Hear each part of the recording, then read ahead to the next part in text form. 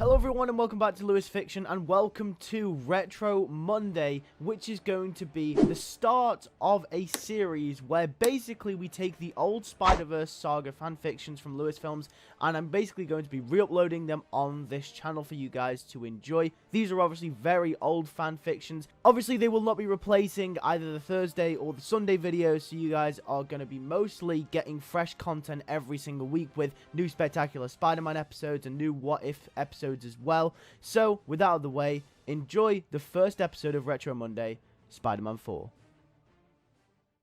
Spider-Man 4, the film that got cancelled, and now I'm heartbroken. Not gonna lie, but every time I rewatch the Raimi films, I just crave a fourth film even more. Honestly, it would have been good to see a fourth Spider-Man film, not just because it would have given an actual ending that Sam Raimi would have been satisfied with, but because the Sam Raimi movies were the films that defined superhero movies for a very long time. Spider-Man 1, 2, and 3 all have special places in a lot of people's hearts, including myself. You don't have to like them per se, but you can't dispute that they had contribution and influence on the entire way superhero movies were looked at by the media and general audiences. Them, X-Men, and the Nolan Dark Knight trilogy showed us that superhero movies can mean something, whether it's mental struggles explored by the Sam Raimi trilogy and how being a superhero affects your mental health, whether it's the physically demanding side and the breaking point of characters within Batman and how that affects his life and the people around him, or maybe it's how being an outcast from the rest of society makes you feel through characters like Logan. But if Spider-Man 4 was released, it would have been released right into the path of superhero movies that were directly influenced by the first film back in 2002. And it probably would have been overlooked, not credited enough, and it's tough to say how it would have performed. If Spider-Man 4 was anything like the first two films, it's fair to say it wouldn't even perform very well, at least in my opinion. That wouldn't mean it would be a bad movie, it just means that it would be overlooked and discredited due to its non-formulaic structure compared to the ensemble superhero movies like we have today in the MCU, which were building to like the Avengers in the very next year. It would be dated, it would feel out of time, it would feel like a classic early 2000s superhero film released into the path of the rise of Marvel Studios. But who even cares about that? Whether this film did well or not, I'm here to bring you Spider-Man 4, Lewis Films edition. I will take ideas originally from the storyboards and stuff that Sam Raimi has said, etc. However, I will put my own spin on it and tell the story I'd partly have liked to have seen. So here it is, Spider-Man 4.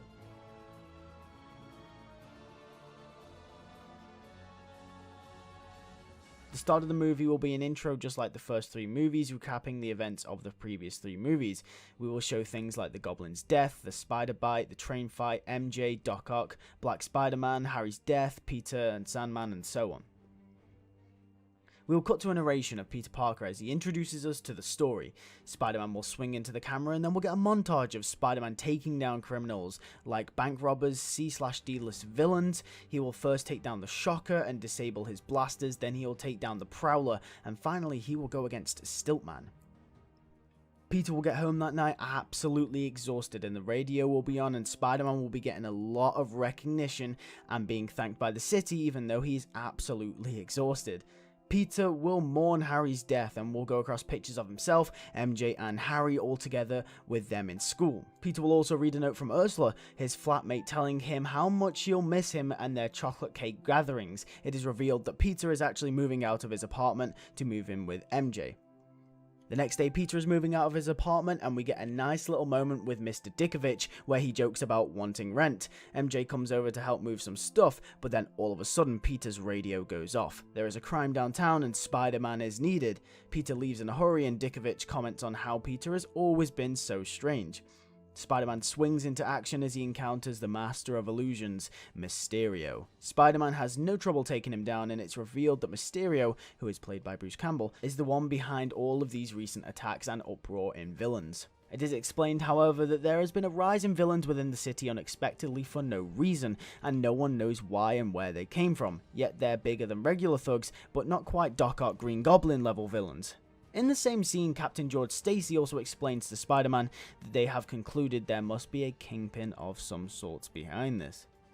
Spider-Man also meets someone called Felicia at the same police station who tries to talk to Spider-Man. She acts like she is a reporter to get questions. Spider-Man answers hesitantly and awkwardly, but then swings off. The next scene, we get introduced to our main antagonist of the film, which is Adrian Toomes. It is explained that he is working on new tech for the military, and he has big investors. It is revealed that his big investor goes by the name of none other than Wilson Fisk, and he is the one funding all of his projects.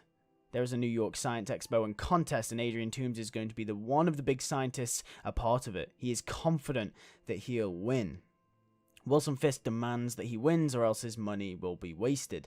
The next scene is that it revealed that Toomes has a dying wife and wants to save her. He believes that his tech, and if he works hard enough along with the investors, he can become a worldwide phenomenon and save her. The night of the expo, Peter meets up with MJ for a date where they would go to the expo and then have dinner afterwards. Peter tells MJ that Jameson wants pictures, so he'll go and grab some while he's there. Peter also reveals he's finally ready to propose as he shows a ring to the camera, obviously not to MJ. Felicia, the same girl at the police station, is also at the expo, and Peter recognizes this, and it's the same girl. Toomes presents his tech, and it's a wing gliding tech. He presents his ideas and innovations confidently, even showing off a prototype tech off in a glass container and his progress. Toomes steps down and the next person comes up, but someone in a cat costume ruins the show and tears it down. She calls herself the Black Cat. Before Peter could do anything, he gets MJ out of there safely and Spider-Man swings into the scene. Spider-Man also saves Toomes and gets him to safety. Spider-Man has a tussle with the Black Cat, and Cat gives off her flirtatious personality throughout the fight, showing what kind of person she is, personified through her fighting style and ability. She escapes successfully, however, with Spider-Man having no knowledge on why she attacked and what her motive was behind it. We then cut to a scene with J. Jonah Jameson where he ridicules Peter for not having enough pictures of the fight between the Black Cat. He has pictures of the expo, but not the fight with Spider-Man and Cat. Jameson ridicules Peter for this in one of these classic funny scenes. Peter tries to figure out who this Black Cat person is. He plays it off as another Mysterio-type villain. Black Cat robs banks and stores on the low-key. The city comes crumbling underneath the weight of crimes being committed, and Spider-Man can't even keep up with them. Black Cat is causing havoc, and it allows other thieves to slip under the police's and Spider-Man nose. Spider-Man's reputation starts to become affected as Peter starts to obsess with catching Black Cat and puts a rift between himself and MJ, causing them two to have arguments. Peter tries to make it up to MJ by taking her out on a date, but they end up fighting in the middle of a restaurant. Felicia, who has been stalking Peter Parker, very weirdly sees this and approaches Peter at the restaurant, and they start to have a conversation, and it's revealed that obviously Felicia has seen him around, and Peter has as well, vice versa. The next scene, we get a downtime scene with Aunt May bringing Peter back to Earth. Spider-Man will finally chase down the Black Cat, but it leads him straight to Fisk Industries, who was the investor that Adrian Toomes mentioned at the expo. Spider-Man fights Black Cat, but Cat reveals that she knows he is Peter Parker. This is because Felicia had become a detective from a young age, thus fleshing out her character a little bit more. And obviously she had been stalking Peter and then had found a connection between himself and the way that Peter takes photos of Spider-Man and put the pieces together. This is actually one of the first people in the Raimi trilogy to ever do this. Peter guesses that she is Felicia, the person that she met at the police station and at the restaurant and at the expo, and Felicia doesn't hesitate in congratulating him on figuring it out. Spider-Man finds out that Fisk is the kingpin behind all of the crime, and Black Cat was also working for him. Spider-Man takes down Fisk, and the investment for Adrian's project is absolutely gone. Fisk is sent to prison, but Adrian is furious. However, Black Cat escapes Spider-Man again, to Peter's frustration. Adrian is absolutely furious with Spider-Man. Adrian thought Spider-Man was a good person as he saved him earlier, but he was wrong. Spider-Man betrayed him. He uses his prototype Vulture wings to rob banks to finish his project as he becomes more desperate. Spider-Man intervenes the Vulture at the bank. Adrian is becoming even more pissed at Spider-Man. The Vulture, however, to Peter's surprise, stands Spider-Man up and proves he is one of the fiercest opponents Spider-Man has ever faced, and gets away. Peter confronts Felicia about it, and she is pissed at Peter. She reveals that Adrian Toomes is her father, and that he was the man who attacked the bank. Felicia helped Fisk commit the crimes for his empire, so her father's investment didn't crumble, meaning that Adrian could make the money necessary. But she did it in secret as she didn't want her father to know that she was a criminal. She feels ashamed of herself, but she had to. Peter asks why, and it was because Adrian used the money he earned to pay for Felicia's mother's care. Peter is put between a rock and a hard place. He says he will help Felicia turn her life around so she can help her mother, but he won't let it be done illegally. Felicia is still pissed off, but Peter has a point. Felicia tells Adrian she knows who Spider-Man is and that it's Peter Parker out of her anger and feel of betrayal of Spider-Man. She feels like Spider-Man was meant to help people but feels betrayed, as Toomes does. Adrian isn't a bad man though. He swears he will hurt everyone Peter has ever loved if he is to intervene again, but he won't just yet. Adrian tries to rob a different sum of money from some trucks, but once again is stopped by Spider-Man. Adrian, with his motive of finishing his work and needing the money necessary for his wife and Felicia's mother, he puts up a fight, a fearsome one. He once again escapes to Peter's longing frustration. The pacing slows down for a bit as we get a scene with Peter trying to reconnect with Mary Jane. MJ ignores him. Peter tells her that he was going to marry her and she cries on the other end of the phone. Peter really misses her.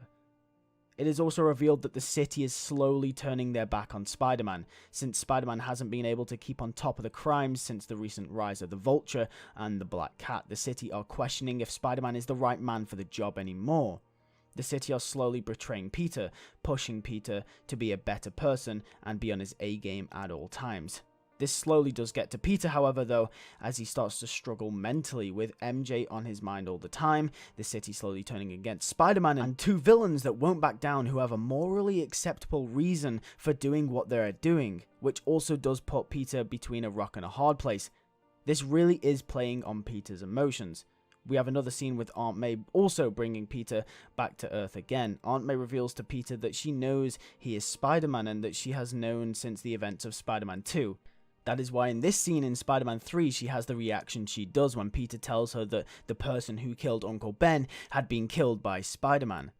She believes that Peter wouldn't even be capable of killing someone and reminds him of what a good person he is. Adrian's wife / Felicia's mother dies tragically due to her not having the right medical treatment to keep her alive. This pushes Adrian over the edge, and it's all Spider-Man's fault. We have a scene with Felicia reacting to this event, and she slowly comes to terms with it. Adrian suits up as the Vulture, completely insane, and takes Mary Jane and longs for Spider-Man to fight him and swears to kill everyone he has ever loved. Spider-Man is quick on the scene after the powerful message by Aunt May and realizes no matter how much people in your life betray you, you can never give up on hope. This is the difference between Adrian and Peter in this movie. Peter is the representation of someone who didn't give up on hope when he really could have, when the city was against him, when MJ was against him, when Felicia was the Black Cat, and Adrian is the personified opposite to Peter, a man who crumbled under pressure, who was driven insane by the betrayal of those he thought were good. This is a yin and yang. This is a good versus evil. This is a Jekyll versus Hyde. Felicia is also on the scene, but not as the cat, but watching. Spider-Man tries to break through to Adrian that this is not the way. The Vulture beats the living crap out of Spider-Man. Vulture was about to kill MJ in front of Peter's eyes when Black Cat steps in. Black Cat has now betrayed her father. Following the theme of the movie and watching it come full circle, Felicia realized that killing MJ won't bring her mother back, and it would do more harm than good. The death of Adrian's wife / Felicia's mother was the turning point for both of these characters. For Adrian, it was the snapping point where he just went completely off the rails. From Felicia's perspective, it was the realization and understanding that because of her actions and ignorance, she could have saved her mother if she had just took Peter's advice. At the start of the movie, Adrian started off as an admirable man, and Felicia started off as a criminal, working for Wilson Fisk. Now Adrian has fallen, and Felicia has risen. Their arcs completely parallel one another. Black Cat helps Spider-Man take down the Vulture, but it's not over yet. The Vulture is furious that even his own flesh and blood would betray him. Rage gets the better of the Vulture, and he kills Mary Jane in front of Peter's eyes. Peter is engulfed with anger. He stops the Vulture, but doesn't kill him, as that's not what Uncle Ben would have wanted. Peter and Felicia share a moment at the end of the movie like MJ and Peter did after Harry died. Peter and Felicia have that relatability of losing someone they loved, and use that to bond with each other and become friends. There is no final swing to this movie, as this movie doesn't end on a high note like Spider-Man 1 or 2, but the lowest of low Peter Parker will ever feel in his entire life.